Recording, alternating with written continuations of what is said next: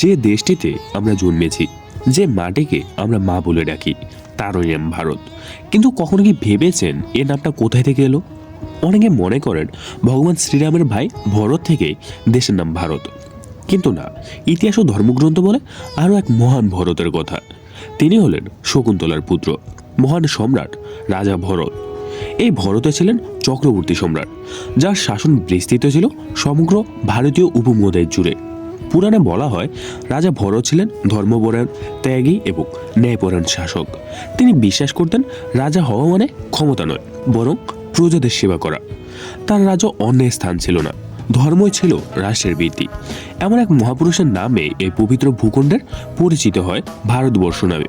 আর সে ভারতবর্ষ থেকেই সহস্র বছরের যাত্রা পেরিয়ে আজকের নাম ভারত। এ ভারত শুধু একটা দেশ নয়, এটা ধর্ম, ত্যাগ আর সত্যের উত্তরাধিকারী। আর সে উত্তরাধিকারীর মূলে আজও অমর হয়ে আছেন রাজা ভরত।